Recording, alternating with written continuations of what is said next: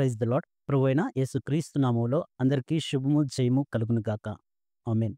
దేవుడు మనకు ఈరోజు ఇచ్చిన వాక్య భాగం. ఉత్తమమైనదేదో గ్రహించుము. అంటే ప్రభువారు మనకి ఉత్తమమైనది ఎంచుకోమన్నారు. ఉత్తమమైనదేదో గ్రహించమన్నారు. మత్తయి సువార్త 7వ అధ్యాయం 13వ వచనం, 14వ వచనం చూద్దాం. ఇరుకు ద్వారము ప్రవేశించుడి, నాశనమునకు పోవు ద్వారము వెడల్పును, ఆ దారి విశాలమునయున్నది, దాని ద్వారా ప్రవేశించువారు అనేకులు. జీవమునకు పోవు ద్వారము ఇరుకును, ఆ దారి సంకుచితమునయున్నది, దాన్ని కనుగొనువారు కొందరే. అంటే ప్రభువారు మనకేం చెప్తున్నారంటే, ఉత్తమమైన ద్వారము, ఉత్తమమైన దారి మనం ఎంచుకోవాలి. అయితే ఇరుకు ద్వారం ప్రవేశించుడి అన్నారు ప్రభువారు. అంటే ఇరుకు ద్వారం ప్రవేశించడం మనం మంచిది. నాశనమునకు పోవు ద్వారం అంట వెడల్పుగా ఉంటది. దాని ద్వారి విశాలముగా ఉంటదంట. అయితే ఉదాహరణకి చూస్తే ఒక తండ్రి, ఒక కొడుకు ఉన్నారు. తండ్రి తన కొడుకును కారెక్కించుకొని రోడ్డు మీద వెళ్తూ ఉన్నాడు.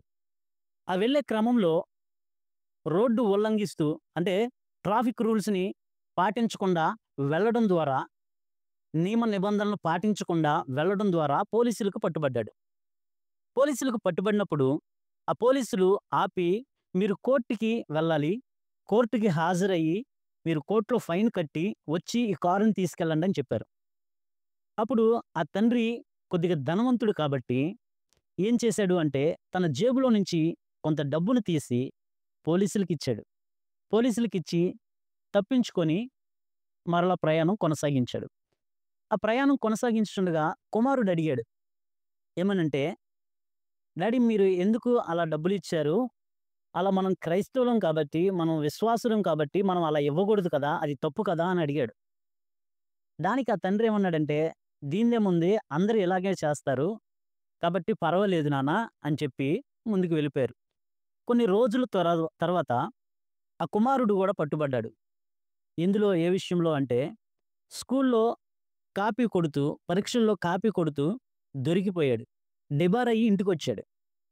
స్కూల్ యాజమాన్యం ఫోను జేసింది ఫాదర్‌కి.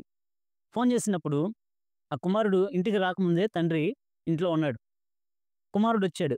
కుమారుడొచ్చినప్పుడు "ఎందుకు నాన్న ఇలా చేశావు?" అని అడిగాడు తండ్రి. అప్పుడు కుమారుడు గూడా సేమ్ సమాధానం చెప్పాడు. తండ్రి చెప్పిన సమాధానమే చెప్పాడు. ఏంటంటే, "ఏముంది డాడీ పెద్ద విషయమేం కాదు. అందరూ అలాగే చేస్తారు. స్కూల్లో గూడా చాలామంది అలాగే చేస్తారు. కాబట్టి పెద్ద దానిదేముందిలే. మీరు వెళ్లి స్కూల్లో కొద్దిగా డబ్బులు కట్టరండి. మరలా ఆళ్ళు నన్ను స్కూల్లో జాయిన్ జేసుకుంటారు. మళ్ళీ స్కూలుకి పిలుస్తారు నన్ను. అందరూ ఇలాగే చేస్తారు డాడీ" అని చెప్పాడు.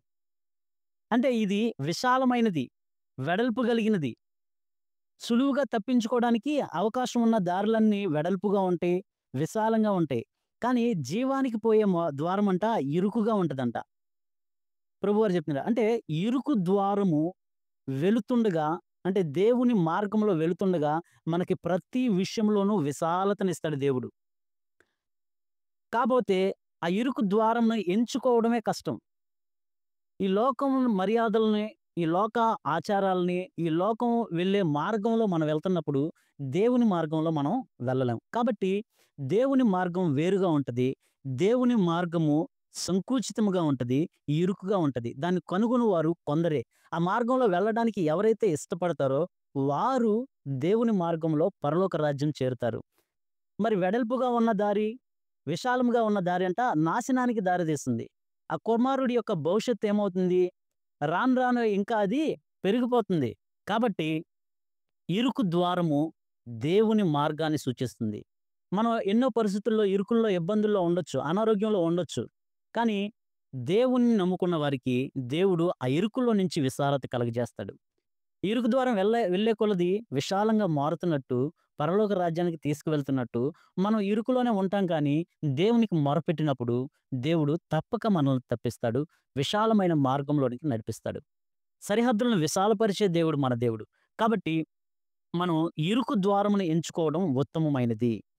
మనము ఉత్తమమైన ద్వారమున ప్రవేశించమని ప్రభువారు చెప్తున్నారు కాబట్టి, ఇట్టి ఇరుకు ద్వారమును అంటే పరలోక రాజ్యమును దేవుని మార్గమును, దేవుని ద్వారమును మనం నడవడానికి దేవుడు మనందరికీ కృపను దయచేయునుగాక. ఆమేన్.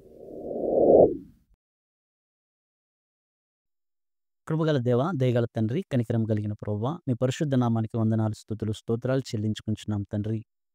అయా నాయనా, ఇరుకు ద్వారమును ప్రవేశించమన్నారు.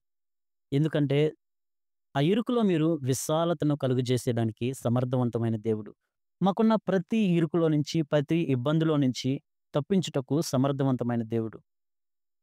మమ్మల్ని, మా కుటుంబాలను మీ చేతులకు అప్పగించుకొనుచుండగా ప్రభువా, నాయనా మీరే మా సరిహద్దులను విశాలపరచమని, మీ చిత్తం మా పట్ల, మా కుటుంబముల పట్ల నెరవేరుస్తారని నమ్ముతూ, విశ్వసిస్తూ, నజరేయుడైన యేసుక్రీస్తు నామంలో అడిగి పొందుకొని ఉన్నాం మా ప్రియ పరలోకపు తండ్రి. ఆమేన్.